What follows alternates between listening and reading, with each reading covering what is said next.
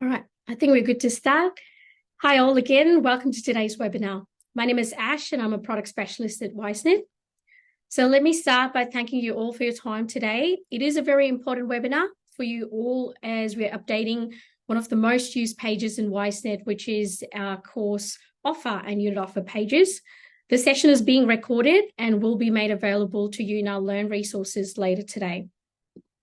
I am joined by my colleagues Michelle, Andrew and Mary today. So if you do have any questions during the presentation, please do raise your hand by clicking on the hand icon, or you can use the Q&A box to ask any questions, or use the chat options if you want to talk to any of us during the presentation. There will be plenty of time towards the end of the session. I have put it for an hour. It wouldn't go for an hour. It will be less than 20 to 25 minutes. So we will have enough and more time after the presentation for any questions.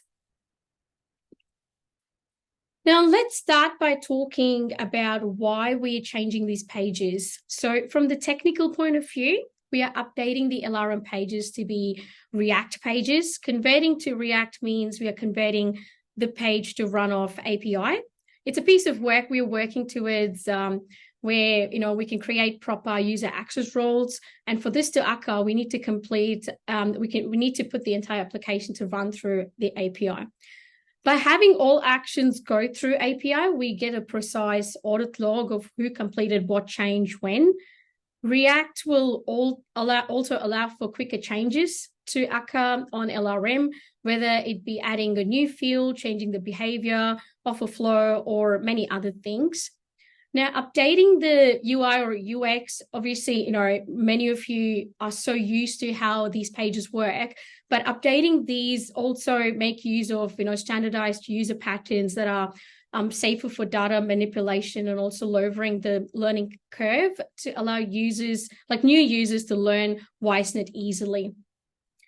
Now, separating the LRM page into the React layer and an API layer also allows our team to debug or resolve any errors or issues quickly, as we can quickly identify if there's an issue, either it's from the front end or the back end. So it's just easier for us to have shorter development cycle to fix any issues and deploy them. Now, additionally, separating the complex pages will also make it easier for the team to understand exactly how or what is happening behind the scenes, or how people are using these pages and how these fields are being used within these pages. And obviously, we can support you guys in a very timely manner. From the usability or the data entry point of view, we're mainly changing the layout of the edit and copy functions. We're introducing tags to the compliance fields, allowing you to easily identify the standards or state funding fields. You will have the ability to edit and save each section separately. The compliance section is always going to be on the right-hand side of the page, and other details on the left-hand side of the page. The design will be applied for all of the other page updates that we will be making in the future for the course and unit pages as well. And the reason for separating these sections is also to allow restrictions based on access roles in the future. You could have a staff who has view-only access to the compliance section, or another staff who's a compliance manager who requires a view and edit rights to this section. So separating them in this way is part of a larger project that we're working on towards designing proper user access roles.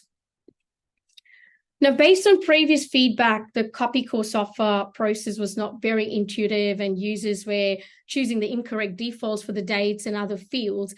Hence, we're introducing separate cards for you to pick and choose which details would you like to carry forward or update.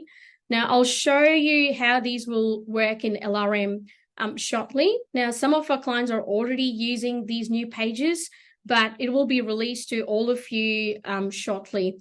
Now, once the release is done, please feel free to log a support ticket with any feedback or suggestions you may have. I'm going to take a quick break, pause here before I go on to LRM to show you how these pages actually look. We have released it on some of our sites, as I said, so I will be able to show you what they look like today. But in the meantime, if you have any questions, please do raise your hand. Thank you. All right, I'm going to share my screen again. I hope everybody can see my screen. So I'm inside LRM now. So you're very familiar with our dashboard course offer page. Now, the detailed page is what we have updated. So when you click on detail, you can see each of those sections, each of those fields are put into separate sections. To start with, you have your course offer details. And on the right-hand side, you have your reporting, compliance, and fees. I do understand we do have our New Zealand, South African, Singapore customers today on the line. So when we do release these pages, when you log into your own databases, you will see, country-specific compliance fields. And the layout is very similar. So you have your course offer details, you have your reporting, and any additional fields which will be added to the bottom of the pages. For our higher education and vet student loan clients, you'll also see other ECAF and help fields on the right under compliance.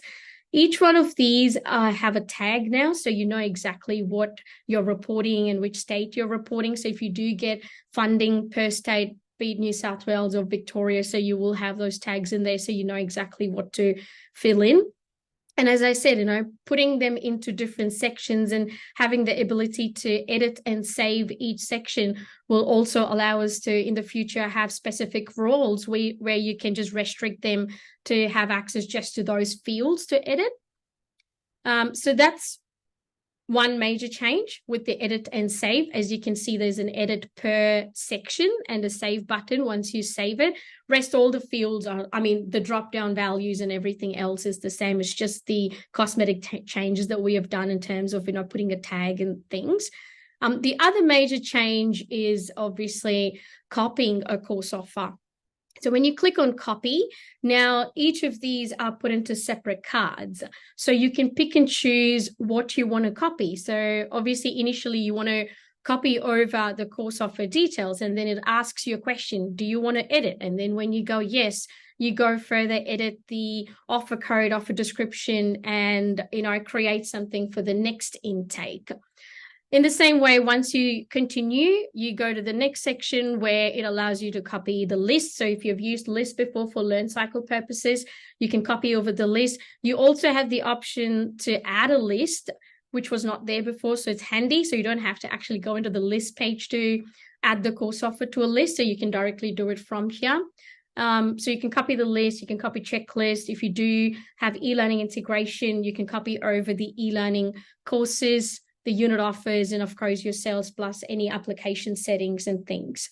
So we've tried to make it very, very intuitive. So you don't skip a step. You actually go through each one of those cards, go continue, put in the details before you complete the copy process.